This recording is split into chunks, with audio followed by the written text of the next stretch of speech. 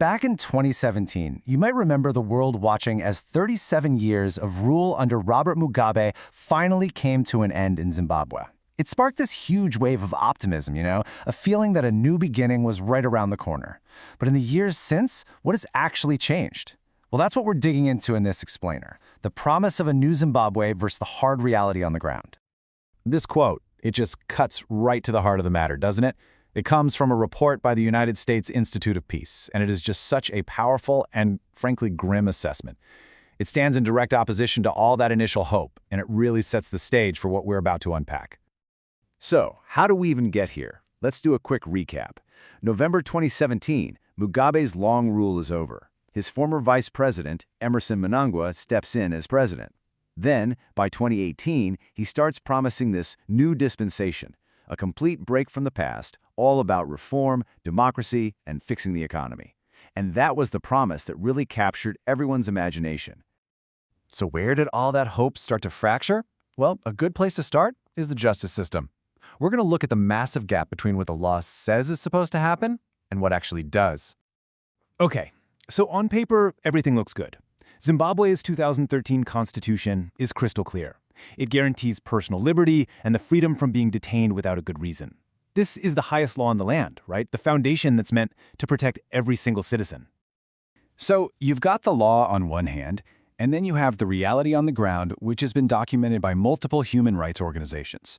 The reports say security forces arbitrarily arrest activists, journalists, and opposition members, and they often use COVID-19 rules as the excuse. And that's the key takeaway, isn't it?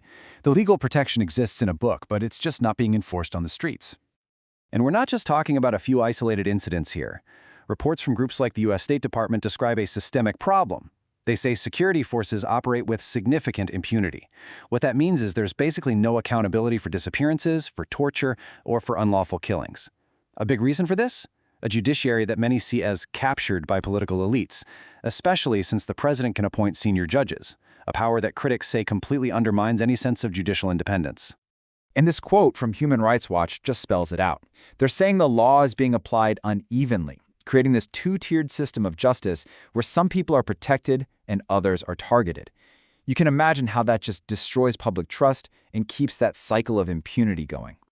You see, when there's no accountability in the courts, that has this chilling effect that spreads out, way beyond the courtroom and onto the streets. So now, let's look at how fundamental freedoms, like freedom of speech and the right to gather, have been suppressed. 25. Let that number sink in for a second. According to human rights monitors, that's how many journalists were assaulted or arbitrarily arrested just for doing their jobs.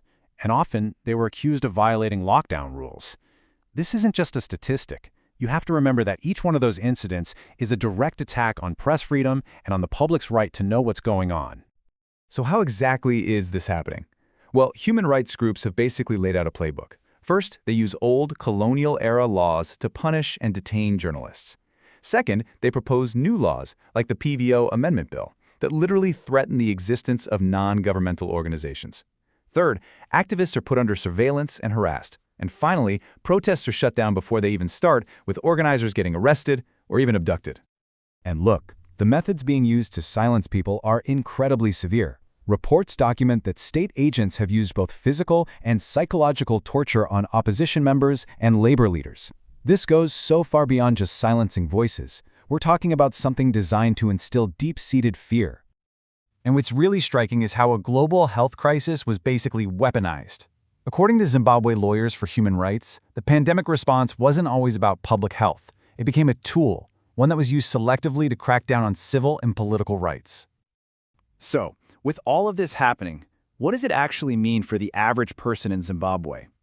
Let's shift our focus to the devastating, real-world consequences, the very real human cost of all these broken promises.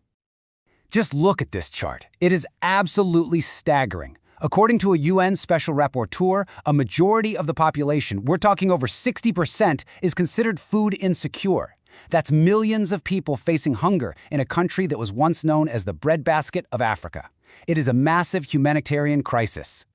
And if that wasn't bad enough, you have these allegations. The same UN rapporteur got reports that life-saving food aid was being handed out based on political loyalty. It's essentially weaponizing food to reward your supporters and punish anyone you see as an opponent.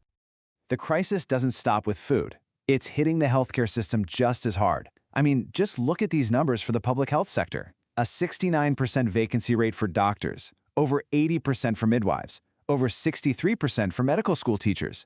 The system is just hemorrhaging the professionals it desperately needs to function. And the consequences of this, well, they're literally life and death. You've got critical shortages of medicine. Private hospital admission can cost up to $5,000, which is just unthinkable for most people. And tragically, the number of mothers dying in childbirth at institutions went up by 29% in just 1 year. It's a system that's just completely failing people when they are at their most vulnerable. Now, what's sitting underneath a lot of these problems? Well, it's corruption. According to the U.S. State Department, even though the government talks a big game about fighting corruption, experts have this great term for it: catch and release. It means you get these big, splashy arrests that make the news, but then they rarely lead to a conviction. Nothing really happens. Okay, so let's tie all of this together. We started with this incredible, soaring promise of a new dispensation. So after looking at the evidence from human rights groups, from legal experts, and from the UN, what's the final balance sheet really look like? This table really just puts it all side by side, and the contrast is, well, it's stark. The promise to uphold the rule of law, met with the reality of a captured judiciary and impunity. The promise to protect basic freedoms, met with the repression of journalists and activists. And the promise of economic and social progress, met with the collapsed healthcare system and mass food insecurity. The gap between promise and reality is just immense. And all of this leaves us with a really tough but important final question. When a nation's own constitution promises freedom, but the reality on the ground is repression and hardship, how do you actually measure change?